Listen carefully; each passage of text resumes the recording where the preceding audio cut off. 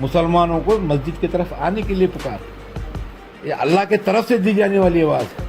उसका ये सोचना कि अल्लाह बहरा है, अल्लाह बहरा नहीं है, अल्लाह पुकार रहा है बंदों को कि आओ मस्जिद की तरफ, आओ सलाह की तरफ, आओ नमाज की तरफ, आओ फलाह बहबूदी की तरफ। ये उसको मालूम ही नहीं है कि अजान किस लिए दिया जाता है। ईश्वरप्पा, तेरा ये बयान घटिया किस्म का बयान है और तूने कहा कि तुझे अजान की आवाज़ सुन के सर दर्द होता है। बेशक तुझ जैसे लोगों को सर दर्द होना ही चाहिए, क्योंकि ये अजान अगर शैतान सुन लेता है तो वो भाग जाता है, उसको तकलीफ़ होती है। और अगर तुझे तकलीफ़ हो रही है तो ये साफ तौर पे साबित है कि तू शैतान की औलाद है। तुझे तकलीफ़ होना ये जायज़ की बात है, इसमें कोई दो राय नहीं है कि तुझ जैसे और तुझ जैसे सोचने वाले लोगों को इसको सरदर्द होना ये लाजिम बात है। कोई मुसलमान ये कहता है कि उसे भजन से तकलीफ़ है, उसे मंदिर की घंटी की आवाज़ से अगर उसे, तो ये हिंदुस्तान के खिलाफ है, हिंदुस्तान की तारीफ है। This video is sponsored by Mahalakshmi Jewelers, United Hospital, KBN University, Shaheen Group of Institutions, Fine Art Designers, Chulbul Furniture and Lighting, Sparkles International School, M-Release Premium Cakes and Desserts. अस्सलाम वालेकुम रहमतुल्लाहि व बरकातुहू। 2 दिन पहले कर्नाटक के एक्स मिनिस्टर ईश्वरप्पा का एक बयान हिंदुस्तान के उस सेकुलर फैब्रिक को तोड़ने वाला बहुत ही घटिया किस्म का बयान उन्होंने दिया है।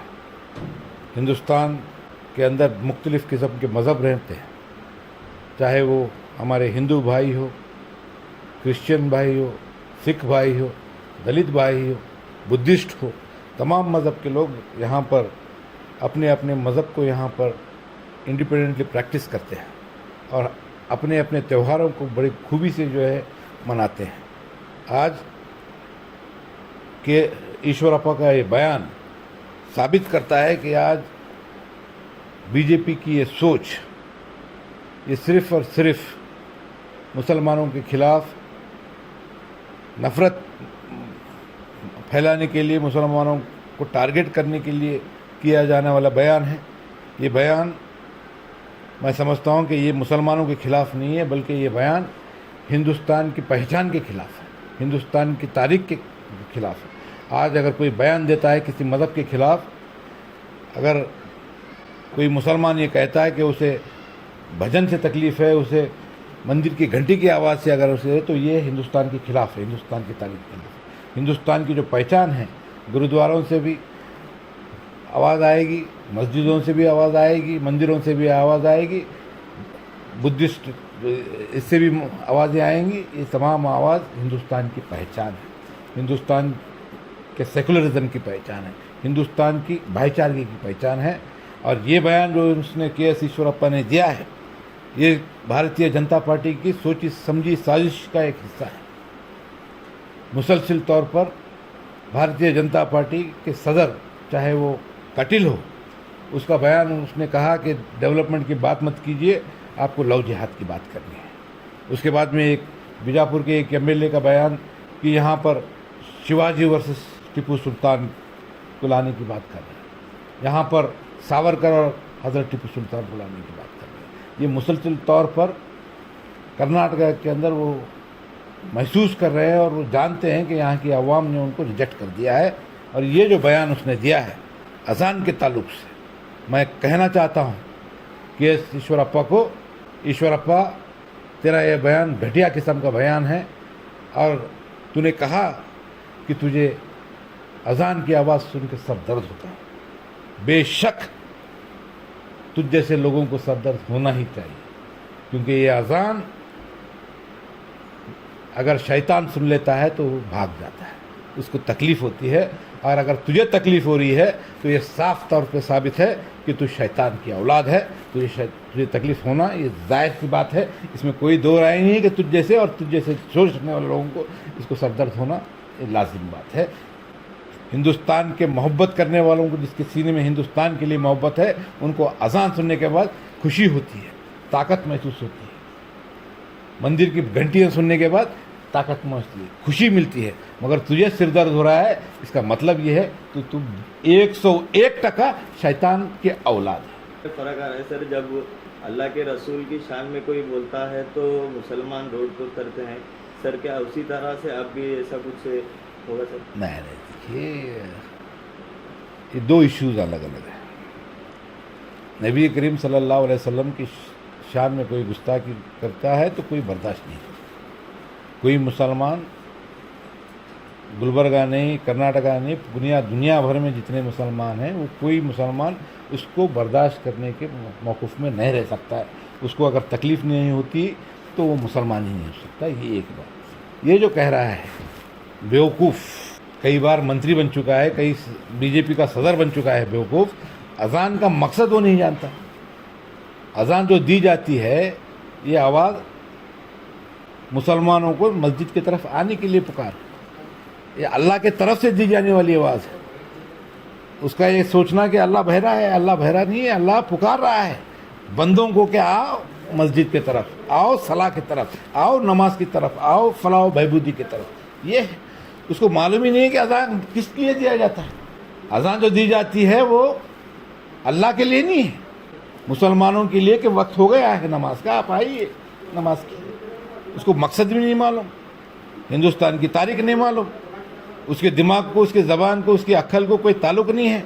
मुंह खोलेगा तो गटर ही निकलेगा उसकी, गटर की। उसकी सोच बहुत ही घटिया किस्म की हो गई है। बहुत ही ज़बान को बेलगाम होकर के कोई भी आराम शराब बात कर रहा है, सिर्फ़ और सिर्फ वोट के लिए कर रहा है। ईश्वरप्पा जैसे लोग हिंदू मुस्लिम इत्तेहाद को तोड़ने की मुसलसल कोशिश कर रहे हैं। ये मुल्क, ये रियासत कर्नाटका हिंदू मुसलमानों की भाईचारगी का गहवारा है। हम तमाम लोग भाइयों की तरह रहे हैं। ऐसे नालायक लोगों को, शैतान की औलाद को जो है अज़ान की कितनी भी तकलीफ़ हो, हमारे हिंदू भाइयों को कोई इससे तकलीफ़ नहीं है। सर, जिस तरह से देखा जाता है हर बार मुसलमान के खिलाफ भी कुछ ना कुछ इशू निकाले जाते हैं, जैसे कि हिजाब है या टीपू सुल्तान रहमतुल्लाह अलैह, ऐसे कुछ भी जो है हलाल कट है। इस तरह से सिर्फ मुसलमानों पे ही इश्यूज निकलते हैं, ना कि मुसलमानों की तरफ से कुछ इशू हिंदुओं के लिए क्रिएट होते हैं। तो इसके ऊपर आप क्या कहना चाहेंगे? एक पॉलिटिकल स्ट्रैटेजी है। मुसलसल तौर पर आरएसएस की जो सोच है, ये मुसलमानों को हिंदुस्तान में सेकंड क्लास सिटीज़न साबित करने की कोशिश मुसलसल कर रहे हैं। उसी के तहत मुसलमानों के खिलाफ नफ़रत, मुसलमानों के खिलाफ जहर उनके दिलों में, ये अब से नहीं है, जब से आरएसएस बनी है, जब से लेकर के अब तक ये मुसलसल तौर पर, चाहे वो हेगड़ेवार की तारीख से शुरू करिए, गोलवालकर से लेकर के अब तक ये मुसलसल तौर पर यह आरएसएस का आइडियोलॉजी को भारतीय जनता पार्टी लेके आए हैं। आज भारतीय जनता पार्टी इक़्तिदार में रहने के बावजूद अवाम के लिए, नौजवानों के लिए, किसानों के लिए, महिलाओं के लिए, किसी के लिए कोई कॉन्क्रीट प्रोग्राम नहीं है। महंगाई देख लीजिए, सर चढ़ के बोल रही है, अवाम तकलीफ़ में। ये तमाम इश्यूज़ को डाइल्यूट करने के लिए, लोगों का जहन भटकाने के लिए और अपने एजेंडे को प्रमोट करने के लिए हिंदू मुस्लिम का खेल खेल रहे हैं। आज